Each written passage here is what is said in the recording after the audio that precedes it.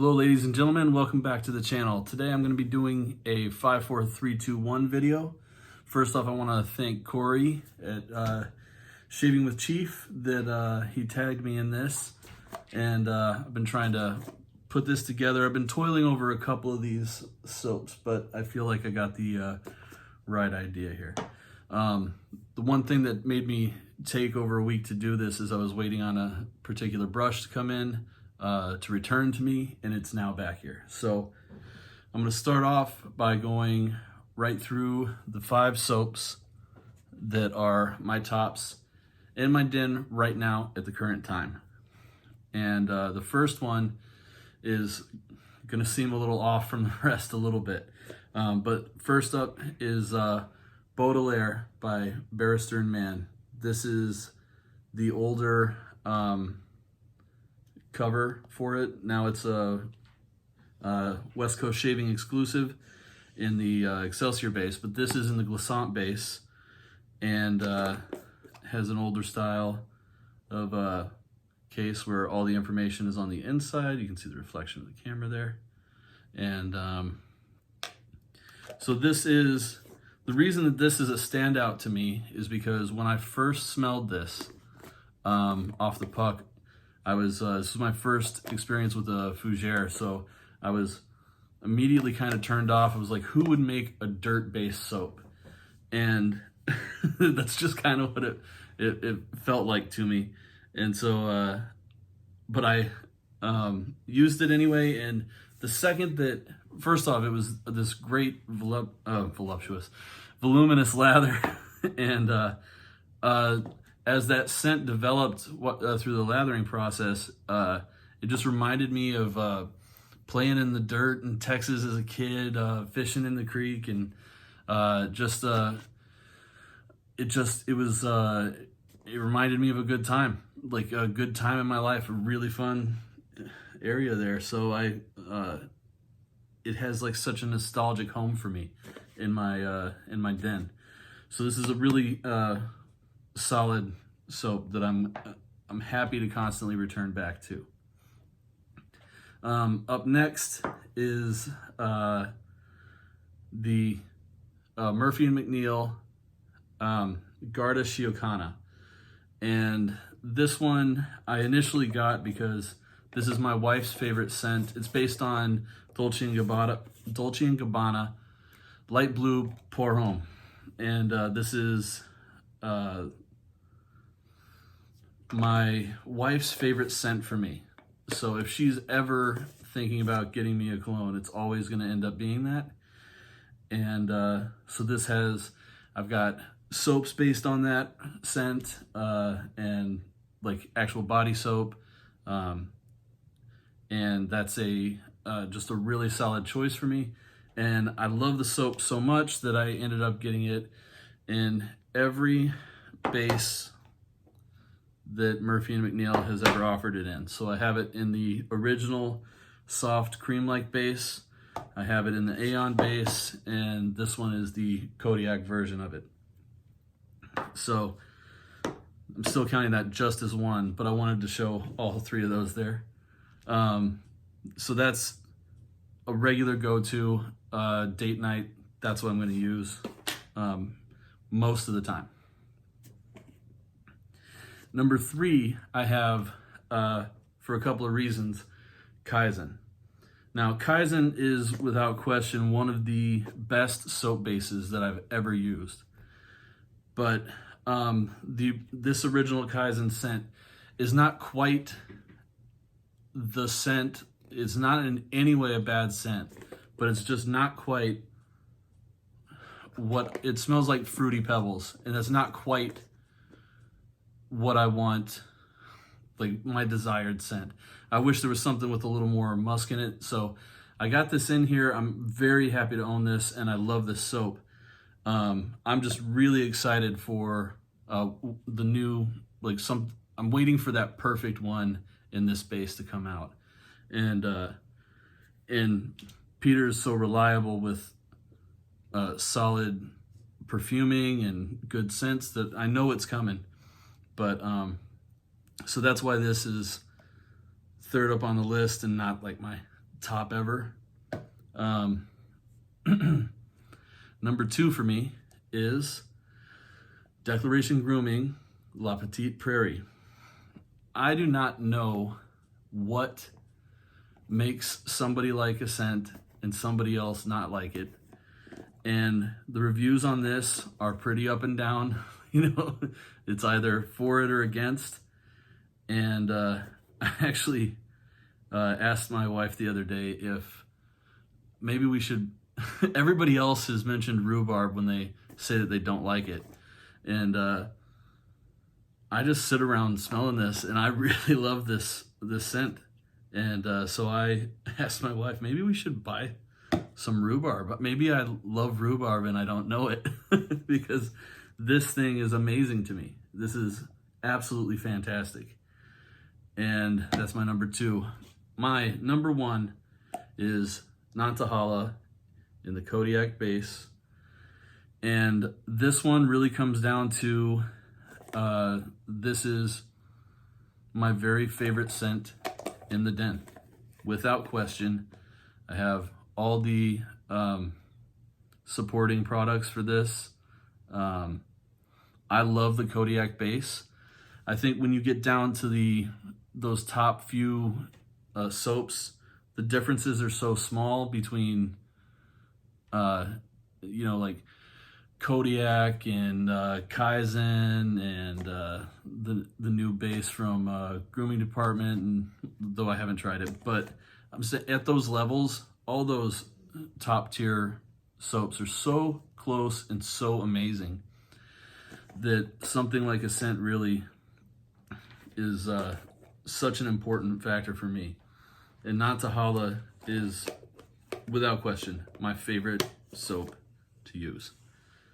Now, for aftercare products or aftershaves in some form, I have, starting out with just absolutely reliable Nivea Men Sensitive Post-Shave Balm. This is just a perfect solution. It's not a balm like a lotion. It's not like a salve, but it's kind of in between. It's as if you put you mix like witch hazel and a balm together, and it's just incredibly soothing, nice calming scent. There's nothing offensive about it, and that's a go-to for me. One of the most used products in, I'll do it this way. I wanted to mention this.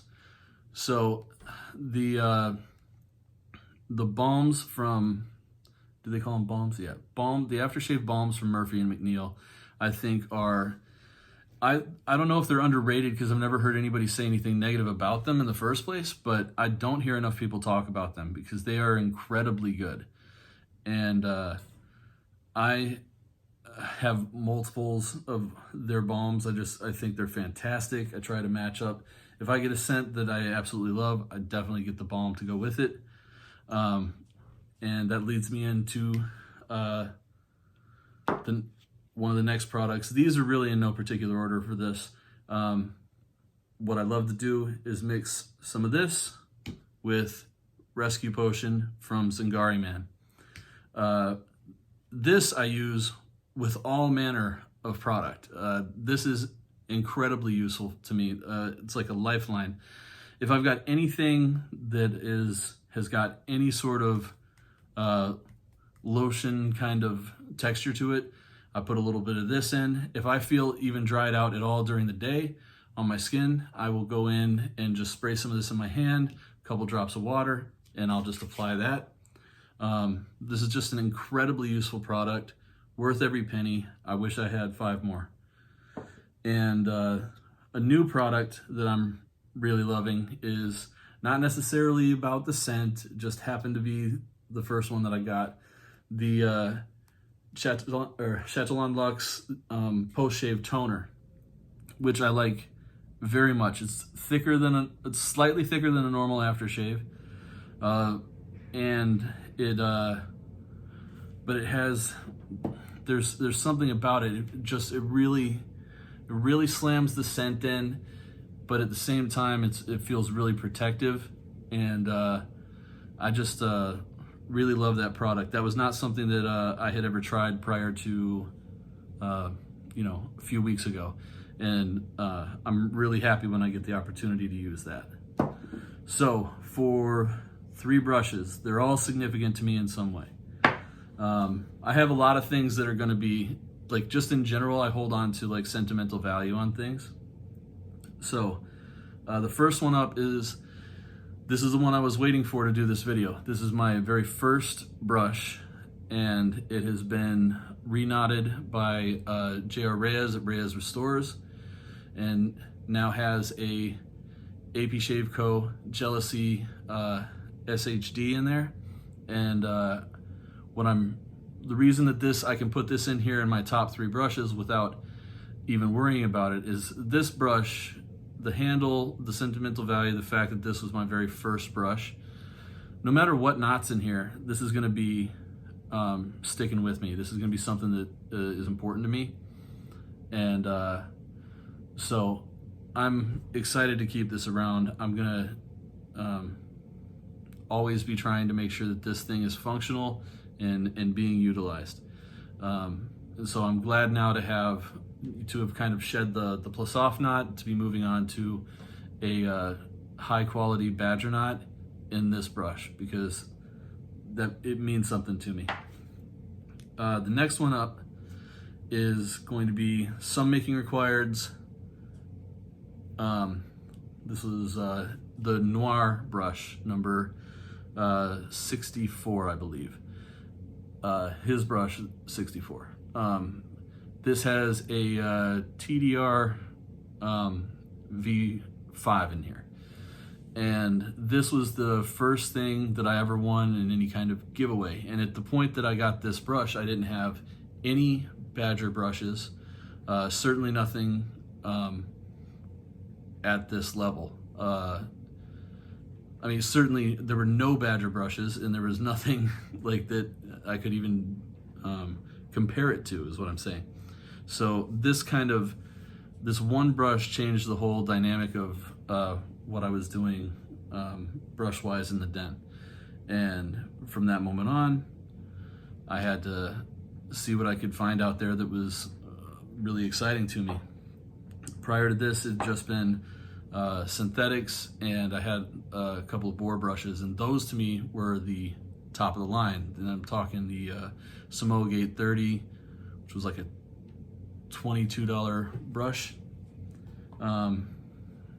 And I didn't see myself ever buying anything else. And so this ruined me, essentially.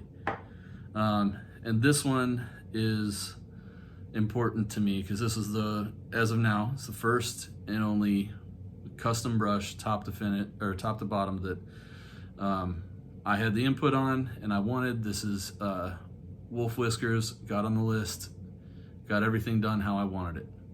And so this is a big achievement for me as far as brushes go, and super happy to have that. 2 razors. I'm sticking with DEs because even though I've gotten into straight razors, I only have 2 entry-level ones, and I'm not going to put those down as favorites because they're all I know at all. So my favorite DEs are going to be the RazorRock Game Changer. The reason for this is I think that there's no better value on the market for a stainless steel 316 CNC machined razor at a high level of quality. This is the .884. I never did try the .68s. I don't think there's anything on the market, and if I had it all to do over again, starting out, this would have been the very first thing that I got. I would have just bought all 384s and saved money because I don't regret any of the purchases that I made, but when I got there, the game was different. It really was a game changer for me. And then my favorite DE right now is this is the Charcoal Goods Level 2, the Magnum handle. I constantly go back and forth between loving the level 3 or the level 2 at the current pace where I'm shaving absolutely every day without question.